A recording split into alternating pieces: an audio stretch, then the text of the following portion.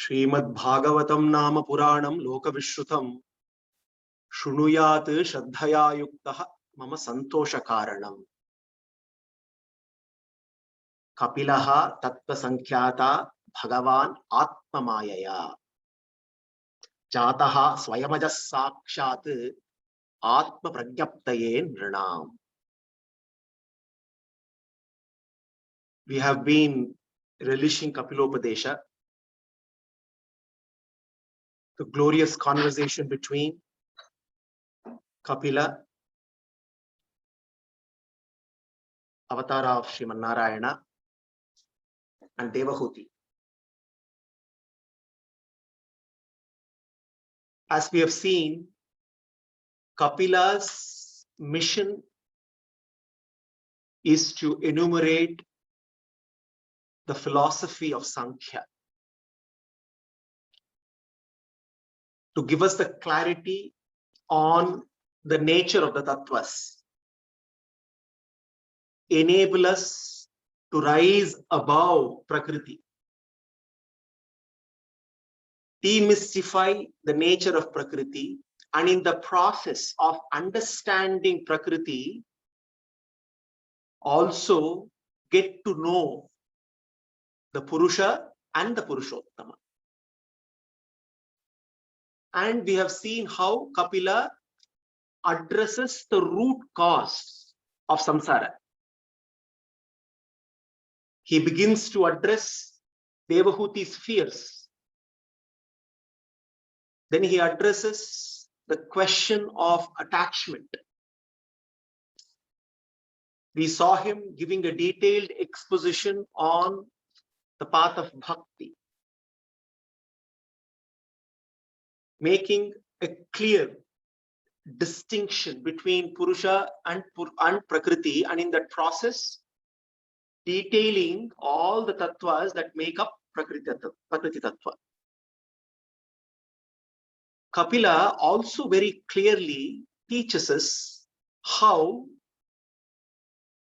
the pursuit of happiness often in samsara becomes a pathway to distress. Unknowingly, just like how a fish gets attracted towards a bait, how a mouse gets caught in a mouse trap. In the life of samsara, the pursuit of happiness leads to distress. The very pursuit of happiness leads to unhappiness. And he addresses how to overcome this challenge by simply changing the direction. He also teaches us how happiness cannot be all about collection and consumption. If the whole purpose of life is about collection and consumption, then one is always in a state of unhappiness, in a state of distress. One needs to rise above collection and consumption to contribution and connection. And this is only possible when one realizes the true nature of this world and the nature of worldliness. And only when one understands one's true nature, one's constitutional position, only then it becomes easy for one to practice bhakti. When I know my true nature and my relationship with Krishna, then I don't even ask the question as to what is the need for bhakti, because bhakti is my natural state. And therefore Kapila gives us this analysis of Prakriti and Purusha, makes the distinction, and he also throws light on the nature of Purushottama in order to kindle bhakti in us. And towards the concluding part of Kapilopadesa, Kapila warns us. He captures the striking reality of life, and he graphically presents the life of samsara in order to give us a kind of a warning, in order to ensure that one can begin practicing vairagya. This is all about Kapila addressing Devahuti's question in terms of why, what is that force, that unseen force, which somehow seemed to hijack everyone, and everybody seems to be simply running. Everybody seems to be simply running without really knowing what's going on. Nobody seems to be taking a pause to even think for a moment what is really happening to them. And therefore, Kapila, towards the concluding part of his Upadesha, starts talking about that force which no one can overcome. If there is one force which no one can overcome, Kapila says it is that. He says, Tasyaitasya jano nyunam nayam vedoru vikramam kalyamanopi balinaha vayoriva ganavalihi. He gives a beautiful example. Just like how a mass of clouds in the sky unknowingly, helplessly keep getting carried off by the wind. Similarly, those who are materially attached, those who are engaged in material consciousness, are helplessly carried off by the force of time. Just like how a mass of clouds have no control on the wind, they just get carried off helplessly. Kapila says, same thing happens to all the living entities. We cannot stop time. We can possibly stop our watches. We can stop the watch, but we cannot stop the time. Unfortunately, many times we completely ignore this reality. We think time can pause. We desperately wish. And many a times we ignore the factor called time, thinking there will always be time. But whether we like it or not, whether we acknowledge it or not, there is nothing like time coming to a standstill. Time keeps moving and time keeps pushing us forward. Now, one may ask this question: if we are constantly pushed by time, and if we are helpless against this force of time, then are we doomed? The answer to that, which Kapila gives, yes, we cannot avoid being pushed by time, but we can make a choice. The choice that we can make is where we get pushed. Getting pushed, we have no choice. But where we get pushed, we have a choice. We have a choice to make in such a way that we can get pushed towards elevation and liberation. We can get pushed towards Krishna. That choice we have. But we do not have the choice of not being pushed by the force of time. And therefore, Kapila tells Devahuti, because Devahuti, as we saw, along with Kardama, ended up spending a lot of time, many years, experiencing the pleasures of household life. And eventually, she discovered that time just went by without her ever even realizing it. So he says, this is exactly what happens to each and every one. And what does this time do? Yamyamartam upadatte dukkhena sukhahetave tam dhunoti bhagavan puman chochati yat krite. Yamyam artam upadatte dukkhena. With great effort, with great difficulty, one accumulates all kinds of possessions, spends the whole lifetime accumulating various kinds of possessions, only to find out that time will snatch everything away mercilessly, whether one likes it or not. Yam yam artham upadatte dukkena. This is typical of every human being. One day I will enjoy. One day I will enjoy, and that happiness, the day of happiness is going to come, and one spends one's lifetime just acquiring, hoping that one day with all this acquisition, one will enjoy life. There is this famous conversation between alcoholic and a workaholic. An alcoholic went to meet a workaholic, and this workaholic was so busy, running all the time, right from early morning to late night, working all the way through. No time for himself, for his family, for none. And this alcoholic asked him, what are you doing? What are you doing to your life? He says, I'm a salesman today. I meet my targets for this year. I will become a sales manager. I make my targets next year as a sales manager. I will get promoted as a vice president. 5 years as a vice president. No, I will become a general manager. 10 years as a general manager. No, I will make so much money. I will make so much wealth. I will own 5 houses. I will own a resort. And then what will you do? After 25 years, I will be on the beach, sipping a mug of beer, enjoying my life.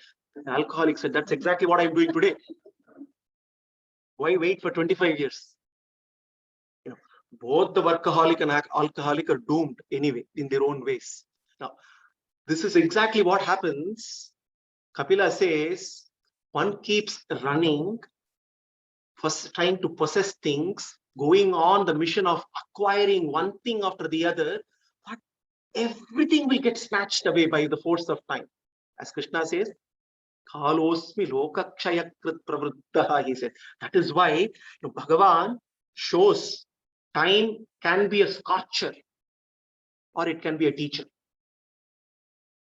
If we don't make time a teacher, it becomes a scorcher. Kalosmi lokakshaya krit pravruddha. It will completely burn away everything, take away everything. But the one who is not a mudha will see the same time as a teacher. Because why? The same time will kindle one to start asking questions. If everything is going to go away, what is that which will last?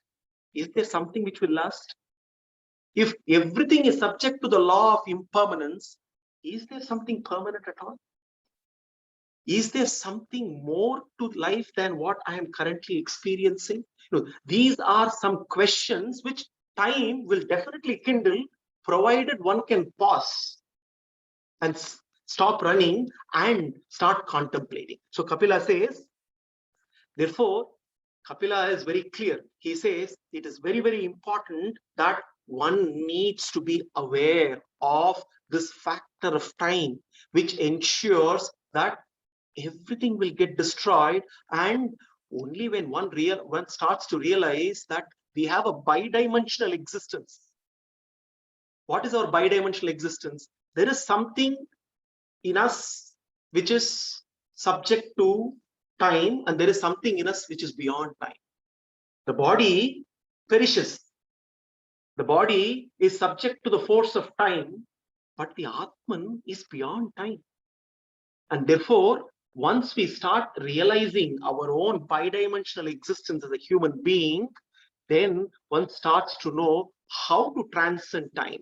And this is where Kapila says here, Sandahyamana sarvangaha yesham udvahanadina karoti aviratam mudaha.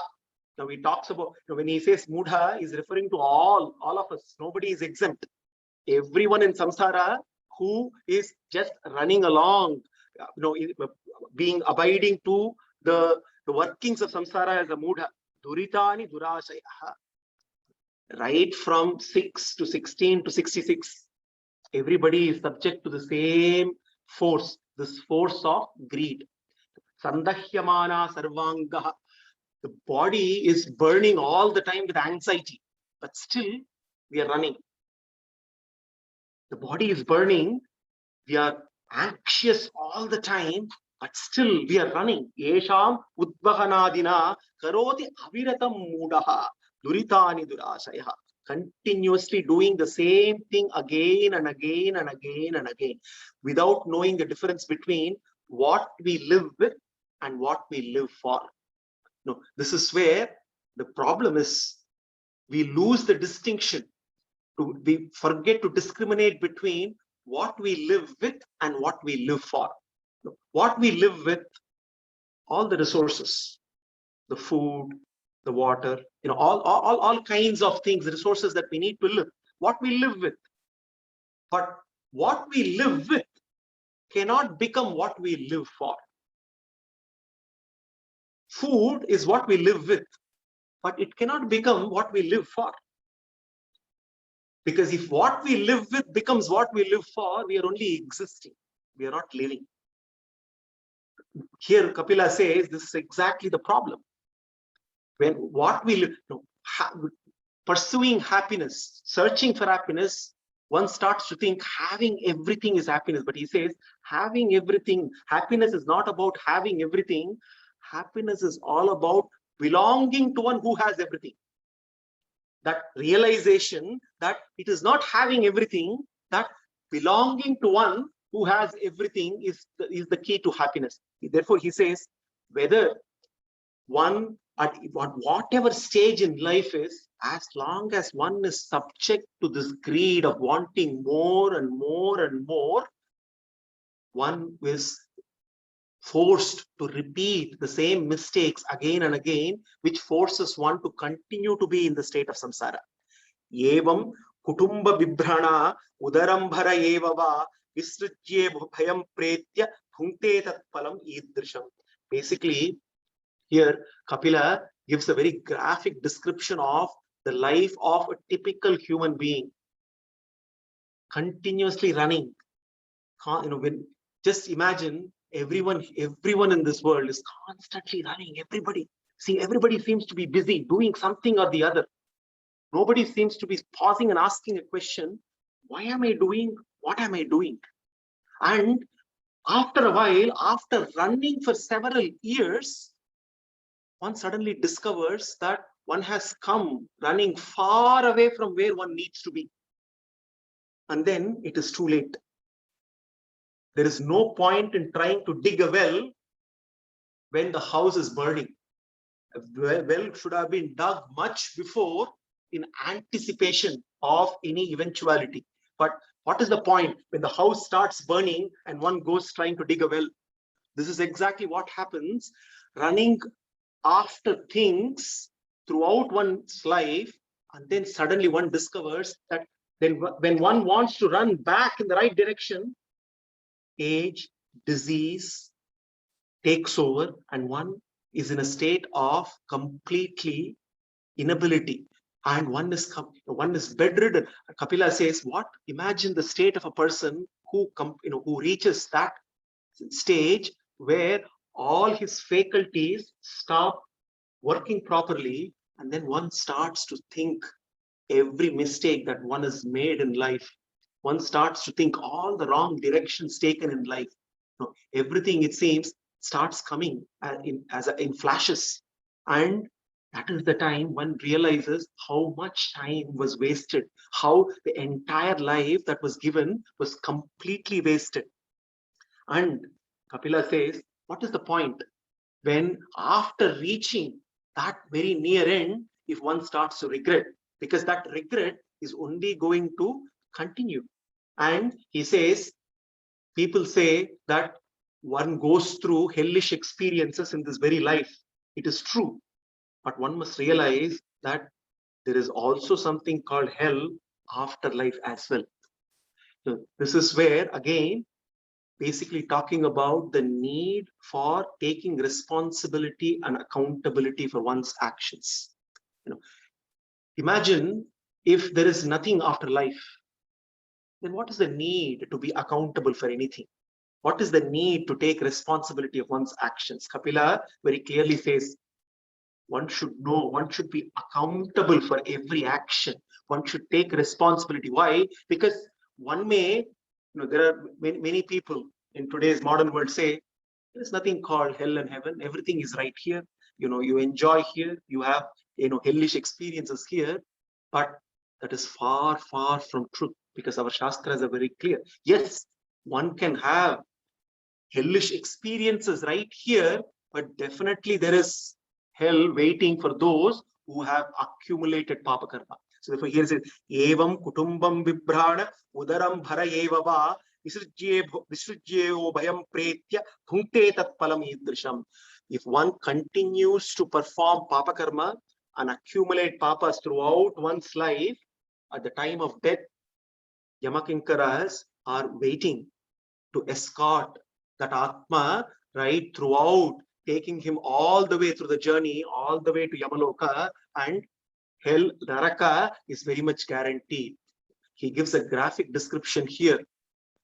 It is a short session from Garuda Purana, where Kapila is talking about different kinds of Narakas await those who do different kinds of Papa Karma. So a very graphic description is available in Garuda Purana, but here Kapila is just giving a summary, basically saying, hey, Devahuti, no one can escape from the law of karma. If one accumulates papa karmas, one has to undergo experiences in Naraka. As Krishna says, Trividam Narakasyedam. There are three gates which lead to Naraka: Kama, Krodha, Lobha. So every action which is done, driven by these three forces, will ensure that one keeps accumulating papa karma, and Naraka, different kinds of Naraka awaits them. And after, but there is one difference that we need to understand. Nobody is damned to hell. Nobody is damned to Naraka. It is not that everything ends there.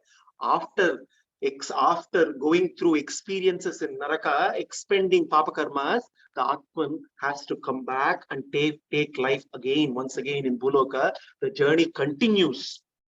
He says, Karmana devanetrena jantur dehopapattaye striya pravishta udaram pumshoreta kanashayaha. Depending on the karma of the Atman, Bhagavan ensures that the Atma enters the womb of a woman through the seed of a man, and Bhagavan ensures that depending on the karma, the Atman enters the right kind of womb, the nature of the family, the type of the environment around. Everything is dependent on the karma of the Atman, and once again the Atman starts the next phase of the journey. Now this is where Kapila starts to look at what happens to the child as the child grows within the womb of the woman. As the child grows within the woman over the period of the months, Kapila says, not only the body of the child grows, its fears also grow. The child is subject to all kinds of inconveniences: physical discomfort, mental discomfort. Akalpaha swanga cheshtayam shakunta iva panjare. Just like a bird caught in a cage, no freedom whatsoever. This Atman, in the form of a small body, as a child, growing child in the womb of its mother, has no freedom whatsoever and is subject to all kinds of discomfort. Akalpa swanga cheshtayam shakunta iva panjare, like a bird caught in a cage. Tatra labda smritir karma janma shatodbhavam smarandirgam anuchwasam sharma kim nama vindate. It seems as the child grows within the womb of the mother, suddenly it starts to remember Not one, not two, hundreds of previous janmas. It says, karma janma shatodbhavam smaran dhirgam anuchvasha. All of a sudden, it starts to recollect incidents coming all the way from several previous janmas. And therefore, Kapila says, Sharma kim nama vindate. How can you expect peace of mind? The child that is growing in the womb is subject to that, is tormented with all kinds of unwanted remembrances, and it starts to suffer right there. It starts to be subject to all kinds of pains right there. Nathamana rishir bhitaha saptavadi kritanjalihi Stuvitatam viklavaya vachayeno dare arpitaha ulbena samvritastasmin antaraista bahiravritaha aste kritva shirah kakshau bhugna prishta shirodaraha.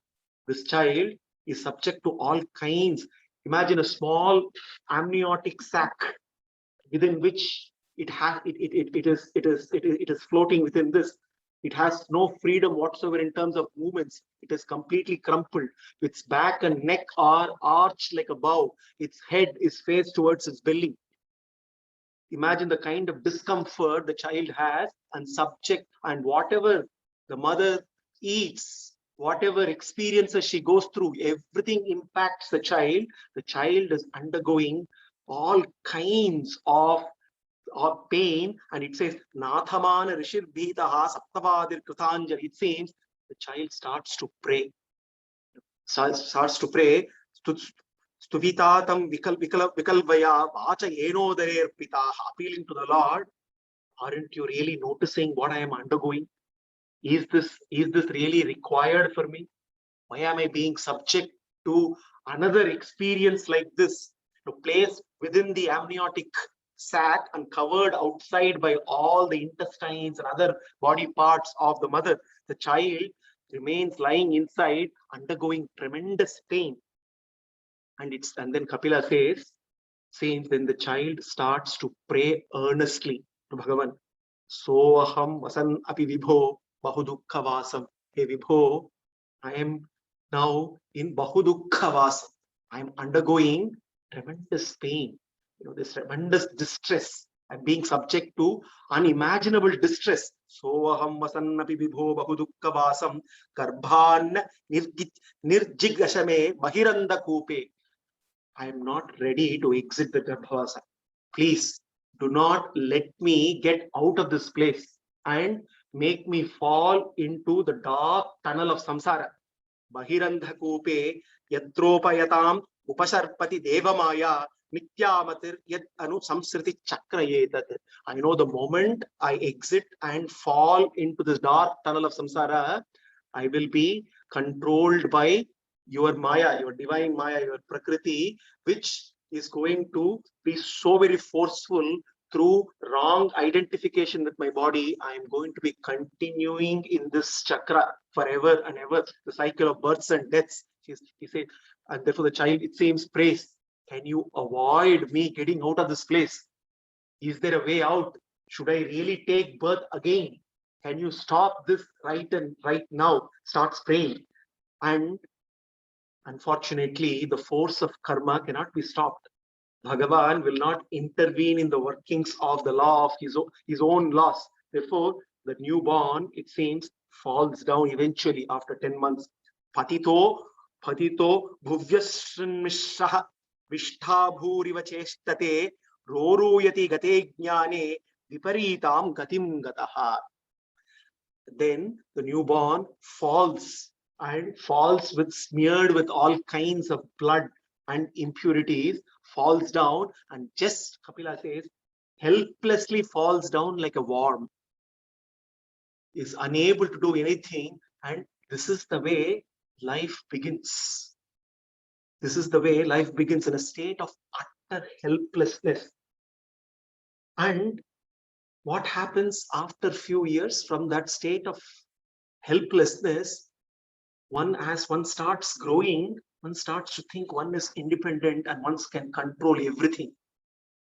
All that it requires is just to go back right at the beginning and look at the state of helplessness. And Kapila says, unless this state of helplessness is recognized, it is very difficult to prevent another janma again happening. There is a saying which says, God helps those who help themselves. Very popular saying. We all heard this. God helps those who help themselves. It is not a bad statement. It's a good statement. But the way it is interpreted and sometimes extrapolated can be very misleading. Now, God helps those who helps themselves.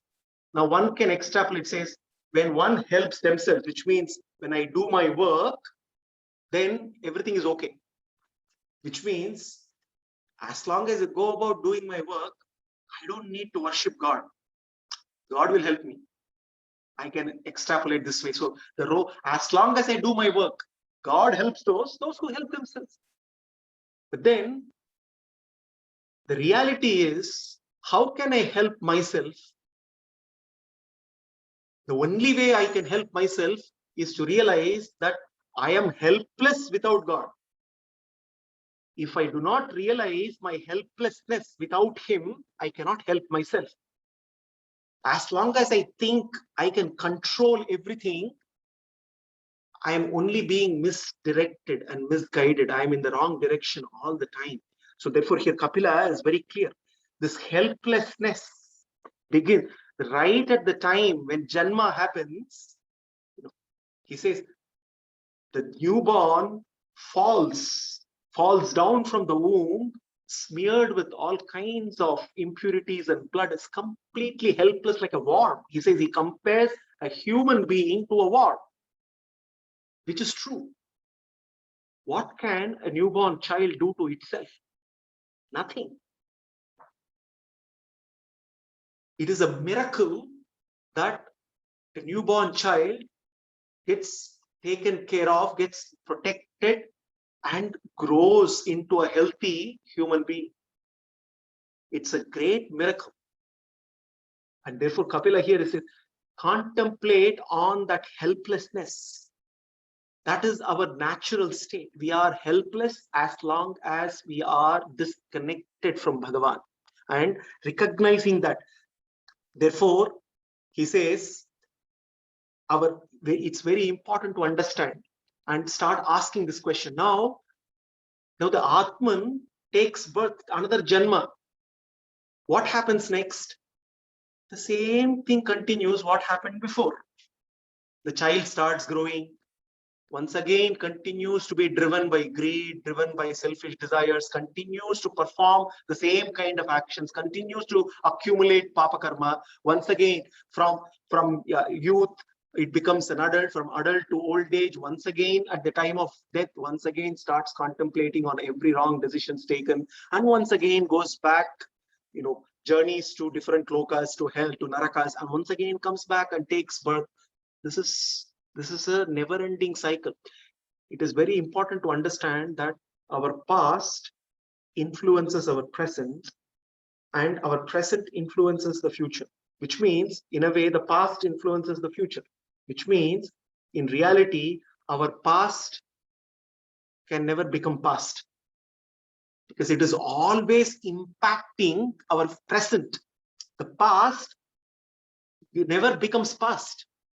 This is the unfortunate situation, because we are all programmed by our past. Our vasanas completely take over. Therefore, there is nothing, there is no change in the direction.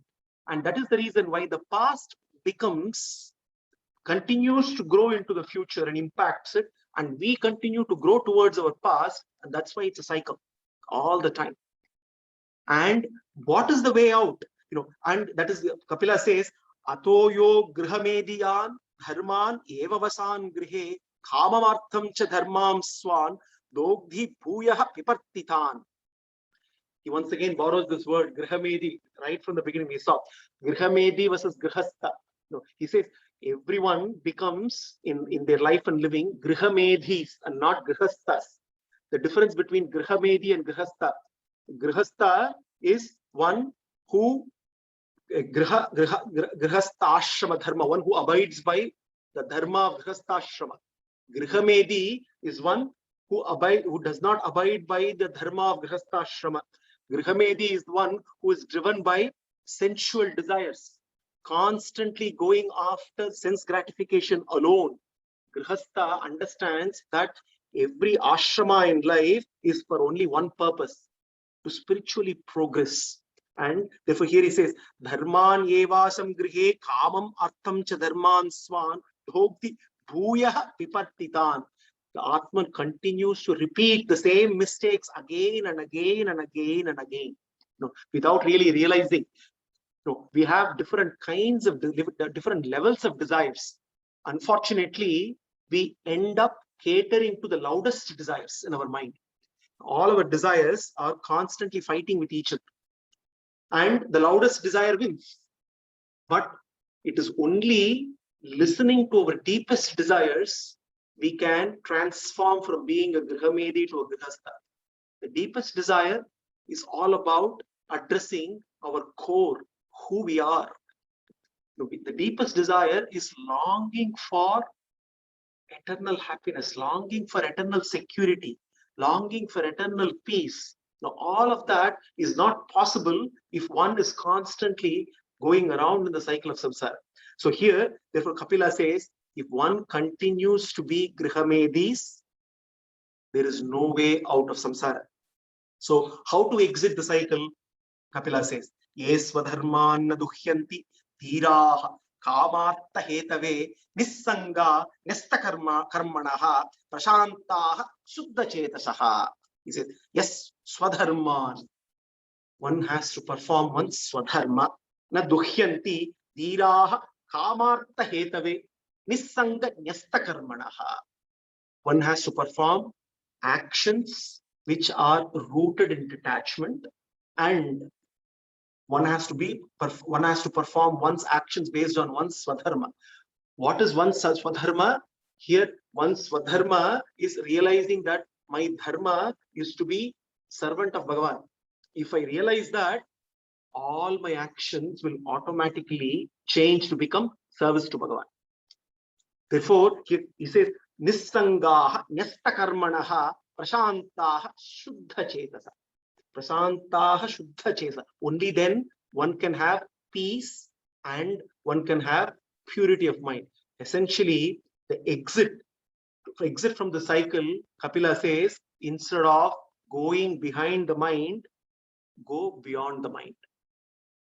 Don't keep going behind the mind, because if we keep going behind the mind, which means we are being driven by the desires in our mind, there is no way out of the cycle. One needs to start going beyond the mind, realizing that we are not the body, we are not the mind, we are not the intellect, we are the Atman. Therefore, one needs to go beyond the mind, and only then one can look at taking exit out of the cycle of repeated births and deaths. Ityetat kathaitam gurvi. So Kapila addresses now Devahuti. He mata, he gurvi, he mata, ityetat kathitam gurvi jnanam tad brahma darshanam yenanu buddhyate tattvam prakrite purushasya cha. I have now given you a detailed account on the two tattvas of Purusha and Prakriti, which both belong to the Purushottama. Jnanam tat brahma darshanam. Knowing this, one can realize the true nature of Bhagavan. Jnana yogascha mannishtaha nairgunyo bhakti lakshanaha dvayorapi ekayevartaha bhagavat shabda lakshanaha. Kapila now is summarizing whatever he has taught Devahuti. Devahuti, I taught the path of knowledge, the path of Jnana Yoga. Constant contemplation on the nature of the Atman, by practice of which, by acquiring that knowledge, one gets to understand clearly that the Atman is distinct and different from its body, and one can stay contemplating on one's own true nature. Jnana helps one to detach from the world of matter. Then he says, Jnana yogascha, then is Manishtaha Nairgunyo Bhakti Lakshanaha. Manishtaha. Now, it is not enough to detach from matter, one needs to attach to Krishna. So, Manishtaha, in order to attach to me, Nairgunyo Bhakti Lakshanaha. One needs to overcome the forces of the three gunas, Sattva, Rajas, and Tamas. And only with Bhakti, one can overcome these three forces. Bhakti Lakshanaha. Therefore, hey Devahuti, I taught you the path of Jnana. I also taught you the path of Bhakti. Dvayorapi eka evartaha. Both these paths have only one goal. The destination is Krishna. Both of them have only one path. Now, this is where he gives a beautiful example. He says, an object can be experienced several ways through our indriyas. And we get to know several qualities of that object.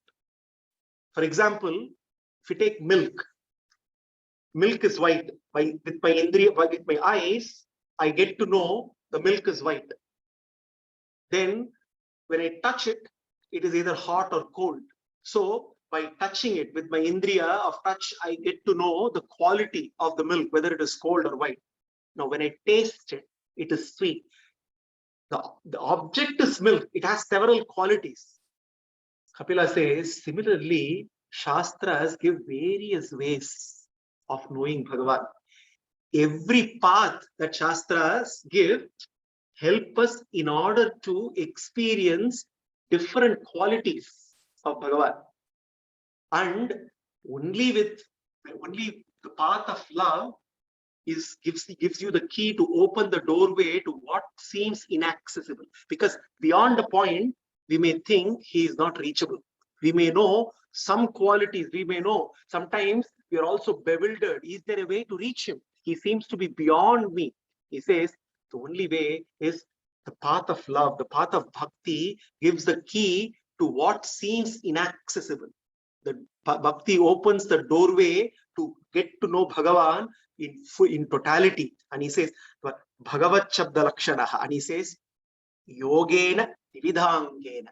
Now he's summarizing towards the end of his exposition the importance of bhakti. Yogena Vividhangena Bhakti Yogena Chaivahi Dharmeno Ubhayacchihnena Yah Pravritti Nivrittaman Atma Tattvavabodhena Vairagyena Dridhena Cha Iyate Bhagavanebihi Saguno Nirguno Swadrika. Now he says, Yogena Vividhangena. The Vedas, all our Shastras, give us various means, various practices. All these practices, performing yajna, performing dana, performing tapa, performing swadhyaya, all of these practices, all have to be done, no doubt. But all of them have to be done bhakti yogena cha. There has to be this element of bhakti in everything that is done. Only then each of these injunctions that are laid down, practice of which will take one closer to Bhagavan. And bhakti yogena chaivahi dharmeno ubhaya chitnena.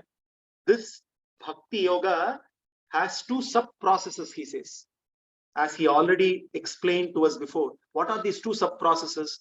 The sub-process of detachment and the sub-process of attachment. Bhakti yoga has both of them inbuilt.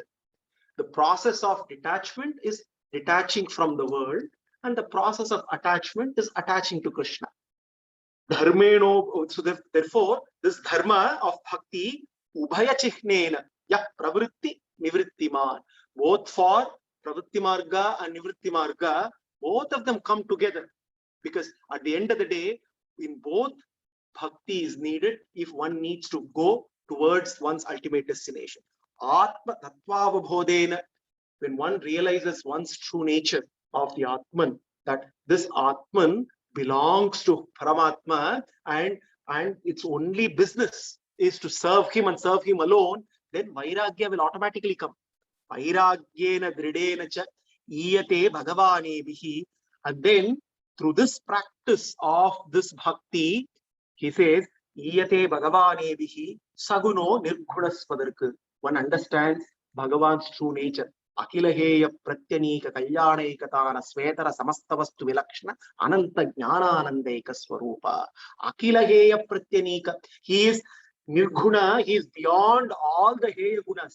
He is beyond the Gunas of Prakriti. Akila Heya Pratyanika, Kalyanekatana. He is Saguna, he is full of auspicious qualities.